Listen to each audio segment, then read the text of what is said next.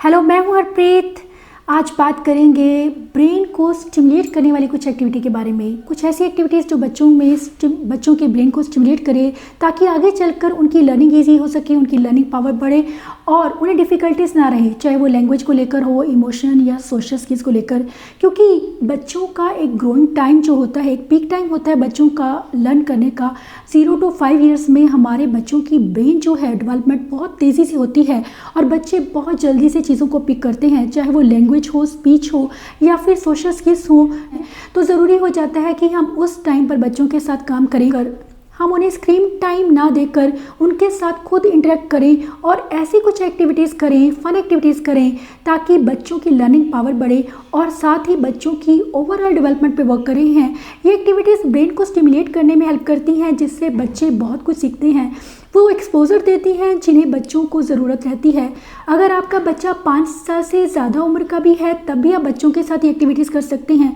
2 साल से आप बच्चों के साथ ये एक्टिविटीज़ कर सकते हैं। अगर आपका बच्चा 2 साल का हो चुका है तो आप ये एक्टिविटीज़ बच्चों के साथ ज़रूर करें ताकि आगे चलकर उन्हें प्रॉब्लम्स ना आए, चाहे वो स्पीच को लेकर हो, लैंग्वेज को लेकर हो या सोशल स्किल्स या इमोशनल स्किल्स को लेकर हों या फिर एकेडमिक को लेकर। तो ये एक्टिविटीज़ ना सिर्फ हेल्प करेंगी ASD बच्चों के लिए बल्कि उन बच्चों के लिए भी जो न्यूरोटिपिकल हैं और 2 से 5 साल के बीच में जिनकी एज है, उनके लिए भी एक्टिविटीज़ बहुत यूज़फुल हैं। क्योंकि इन एक्टिविटीज़ के थ्रू आप एज ए पेरेंट बच्चों के साथ इंटरेक्शन करते हैं, वो क्वालिटी टाइम स्पेंड करते हैं जो बच्चों के लिए बहुत यूज़फुल रहता है। स्क्रीन टाइम ना देकर अगर हम बच्चों के साथ इन एक्टिविटीज़ के साथ बच्चों के साथ टाइम स्पेंड करते हैं तो हमारे बच्चे बहुत कुछ सीखने वाले हैं जो आगे चलकर उन्हें लाइफ में हेल्प करने वाली हैं।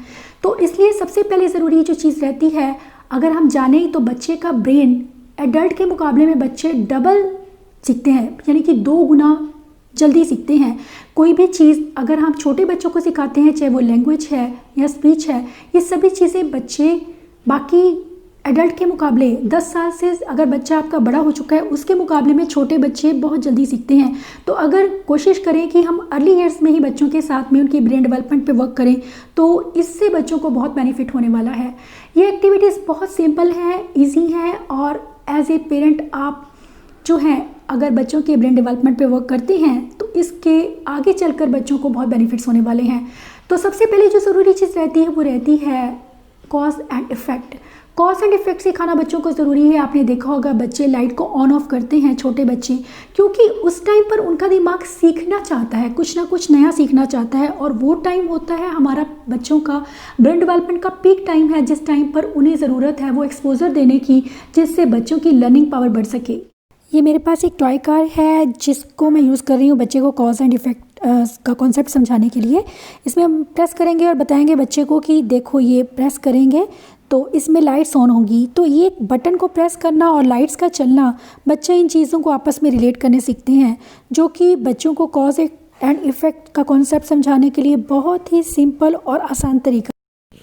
इस एक्टिविटी में मैंने बॉल पर सिंपली धागा लगाया है, धागे वाली बॉल भी मिलती है और बॉल को अलग अलग डायरेक्शन में मूव कर रही हूँ और उसके साथ में बॉल भी मूव हो रही है धागे के साथ में। तो बच्चा ये समझता है, अलग अलग डायरेक्शंस को समझता है कि मुझे किस डायरेक्शन में करता हूँ तो बॉल किस तरह से मूव करती है।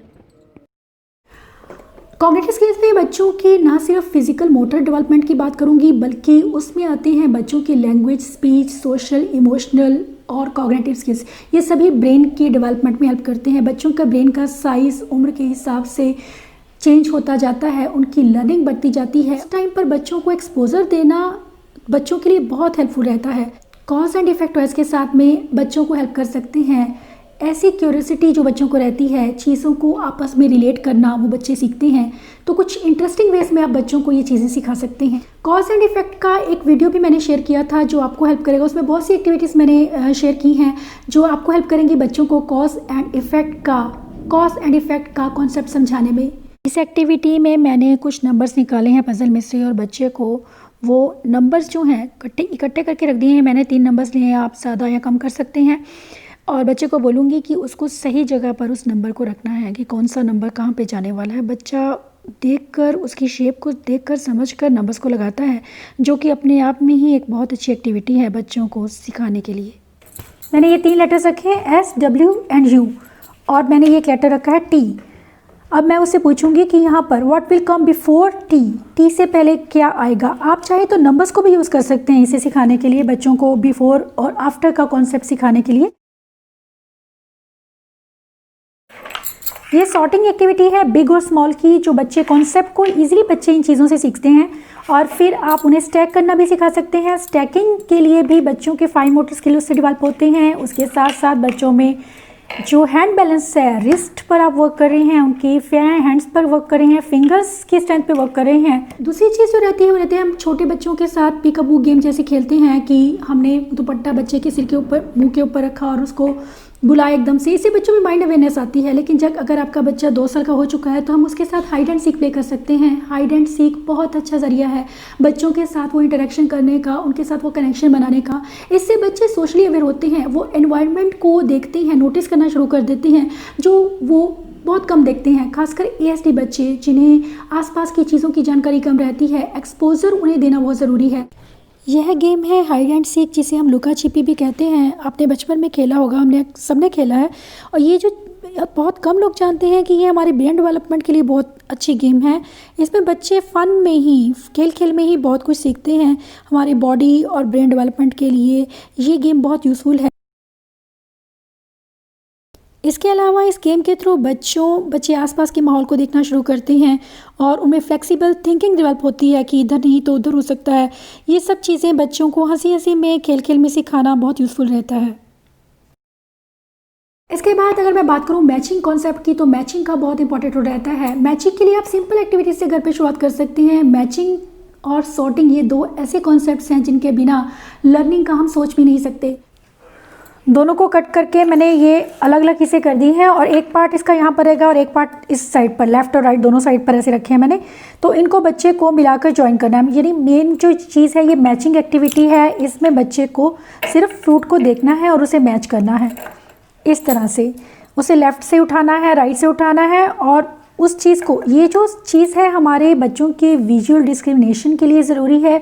मैचिंग कॉन्सेप्ट जो है वो कॉग्निटिव स्किल्स में आता है। हमारे कॉग्निटिव स्किल्स बच्चों की लर्निंग के लिए, जैसा कि आप जानते हैं, बहुत ज़रूरी हैं। ऐसे ही कुछ चीज़ें आप बच्चों को दे सकते हैं।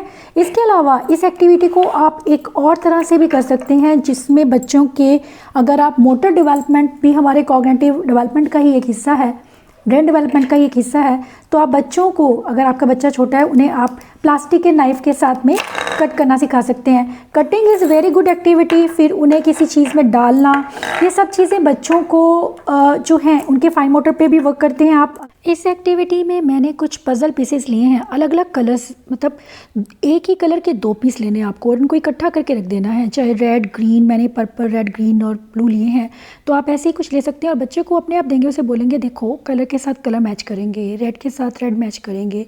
इस तरह से बच्चों को कलर कॉन्सेप्ट क्लियर होता है। जिन बच्चों को कलर अंडरस्टैंडिंग में डिफ़िकल्टी रहती है वो इजीली सीख पाते हैं।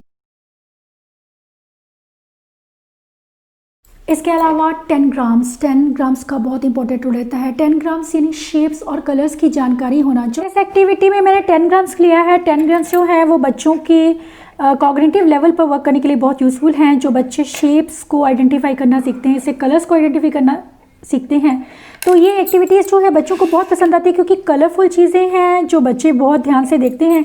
आप उन्हें बोलेंगे कि इनमें स्क्वायर कौन से हैं, उन्हें हम अलग करेंगे, सेपरेट करेंगे। शेप्स की आइडेंटिफिकेशन देना उनको बोलना। इसके अलावा ट्राइंगल कहाँ पर है, ट्राइंगल जो है उसको, या डायमंड, इन सबको सेपरेट करना, सॉर्टिंग करना है कि इन शेप्स को सिखाएंगे बच्चे को कि इससे हम कुछ ना कुछ बिल्ड करके बताओ, आप हमें ये देखो सेम ऐसी चीज़ बनाओ। तो बच्चा सेम अगर वैसा बनाता है आपको कॉपी करके, तो उसमें भी बच्चा आपका काफ़ी लर्न कर रहा है। इसके बाद अगर आपका बच्चा अच्छे से कॉपी करने लग गया है आपके बनाए हुए डिज़ाइन को, तो फिर आप उसको खुद से क्रिएटिविटी करने के लिए बोलेंगे कि उसकी क्रिएटिविटी उससे डेवलप होगी। बच्चों के इमेजिनेशन स्किल्स, उनके क्रिएटिविटी जो होती है वो डेवलप होती है बच्चों की। इस एक्टिविटी में मैंने एक शीट ली है जिसके ऊपर मैंने राइट साइड पर कुछ सर्कल्स लगाए हैं, उसके बीच में स्टार्स पेस्ट किए हैं, और लेफ़्ट साइड पर भी मैंने सर्कल लगाए हैं। और बच्चे को बोलूँगी कि वो स्टार में पेस्ट करे, ताकि राइट हैंड से जब बच्चा लेफ़्ट साइड पे वर्क करता है तो इसका मतलब है वो अपनी मिड लाइन पे वर्क कर रहा है, जो कि बहुत यूज़फुल रहता है उसकी ब्रेन डेवलपमेंट के लिए। ये स्किल्स जो हम बचपन में ही उन्हें सिखा देते हैं वो आगे चलकर उन्हें हेल्प करते हैं हर चीज़ को लर्न करने में, हर चीज़ को इजीली अंडरस्टैंड करने में, एक्ट करने में, फील करने में, रिएक्ट करने में। इस एक्टिविटी में देख सकते हैं आप कि मैंने कुछ शीट पर कुछ चीज़ें ली हैं, जैसे कि ये कुछ पिक्चर्स मैंने पेस्ट की हैं। ये सब पिक्चर्स जो हैं ये नर्सरी राइम को मैंने ध्यान में रख कर की है। आपने बचपन में राइम सुनी होंगी, जब हम छोटे थे अपने चाइल्डहुड में हमने बहुत सी राइम सुनी थी, जैसे कि ट्विंकल ट्विंकल लिटिल स्टार। ये जो पोएम है, ये जो पिक्चर है, ये उस चीज़ को रिप्रेजेंट कर रही है कि ये ट्विंकल ट्विंकल लिटिल स्टार। मैं बच्चे को बोलूँगी कि ये पिक्चर्स जो हैं वो बच्चा आइडेंटिफाई करेगा कि मैं किस राइम के बारे में बात कर रही हूँ। मैं बोल रही हूँ, मान लीजिए मैंने बोला कि ट्विंकल ट्विंकल लिटिल स्टार, तो बच्चे को आप दिखाएंगे ट्विंकल ट्विंकल लिटिल स्टार। इसके अलावा ताकि बच्चा रिलेट कर पाए, लिटिल स्टार्स, ये स्टार्स हैं। इसके अलावा baa black sheep, have you any wool, baa black sheep, तो ये शीप है। ये चीज़ें बच्चे को करवाना है। इसके अलावा जॉनी जॉनी यस पापा। कुछ ऐसे पिक्चर्स की कटिंग्स आप ले सकते हैं जो मैंने ली हैं, Jack and Jill, went up the hill, ऐसी चीज़ों के साथ में। और ये पिक्चर्स अगर मैंने चिपका दी हैं, आप चाहें तो पहले स्टार्टिंग में 2 या 3 पिक्चर्स ले सकते हैं और बच्चे से पूछिए कि आप राइम बोलिए ट्विंकल ट्विंकल लिटिल स्टार, और बच्चा उसको रिलेट करेगा, आपकी राइम को रिलेट करेगा उस पिक्चर के साथ में। This is wonderful activity on working on their cognitive skills, क्योंकि बच्चों में अवेयरनेस आती है, बच्चे आइडेंटिफाई कर पाते हैं कि आप किस राइम के बारे में बात कर रहे हैं। पहले आप उसे इंट्रोड्यूस करेंगे कि ये कौन सी राइम है। इसके अलावा जिंगल बेल, ये सब चीज़ें बच्चों को बहुत पसंद भी आती हैं। और दूसरी चीज़ जो रहती है, एक राइम्स का एक फ़ायदा यह भी रहता है कि बच्चों की एक्सप्रेसिव लैंग्वेज पे भी वर्क करें आप। इसके अलावा उनके फाइन मोटर स्किल्स पे वर्क करना, ट्विज़र के साथ में वाटर बिट को पिक करना ना सिर्फ बच्चों के हैंड कंट्रोल के लिए ज़रूरी है, आगे चलकर उन्हें राइटिंग स्किल्स में भी हेल्प करता है। इस एक्टिविटी में मैंने यूज़ किए हैं वाटर बीड्स बहुत स्क्विशी होते हैं, अगर उन्हें पकड़ने चाहें हम तो कई बार ये हमसे हाथ से स्लिप हो जाते हैं, स्लिपरी होते हैं बहुत। तो इनके साथ में काम करना, एक तो बच्चों को विजुअली ये बहुत पसंद आते हैं, बच्चे इन्हें पसंद करते हैं इनके साथ खेलना। आप सिंपली भी वाटर में डलवा सकते हैं, कॉन्सेंट्रेशन के लिए बहुत अच्छा है। इसके अलावा आप ट्वीज़र से बच्चे को पिक करवा सकते हैं, जो कि उन्हें आगे चलकर फाइन मोटर स्किल्स में हेल्प करता है। बच्चों की फाइन मोटर स्किल्स इंप्रूव होती हैं और जिससे उन्हें आगे चलकर राइटिंग में हेल्प मिलती है। मैंने इस एक्टिविटी के लिए वाटर बीड्स को यूज़ किया है। आप चाहें तो स्टार्टिंग में, बिगिनिंग में बच्चों को, जिनको जो छोटे बच्चे रहते हैं उनके साथ आप बड़ी चीज़ें ले सकते हैं, कॉटन बॉल्स ले सकते हैं। इसके अलावा पज़ल देना बच्चों को बहुत ज़रूरी है, क्योंकि पज़ल से बच्चों को प्रॉब्लम सॉल्विंग स्किल्स बच्चे सीखते हैं, जो कि उनके ब्रेन डेवलपमेंट के लिए बहुत ज़रूरी है।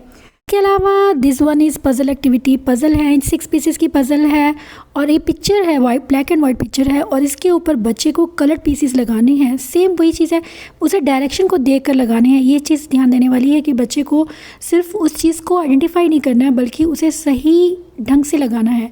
ये पीसेस मैंने उसके अगर पास रखे हैं, उन पीसेस को बच्चा लेगा और उसे ज्वाइन करेगा आपस में। इस तरह से एक छोटे पीसेस को जोड़कर एक जो बड़ी पिक्चर बनाना है, इससे बच्चे में कॉन्फिडेंस आता है, सेल्फ कॉन्फिडेंस आता है। सेकंड है कि उनके विजुअल स्किल्स काफ़ी डेवलप होते हैं। पजल्स एक और स्किल में भी बहुत हेल्प करती है, बच्चों में प्रॉब्लम सॉल्विंग स्किल्स को डेवलप करने का काम करती है, जो आगे चलकर उन्हें लाइफ में काफ़ी हेल्प करते हैं।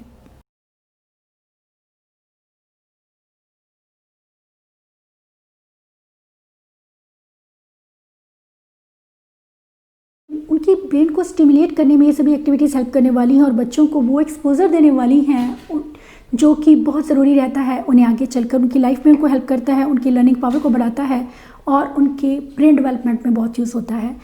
आई होप ये वीडियो हेल्प करेगा बच्चों की लर्निंग को इम्प्रूव करने में। Thanks for watching.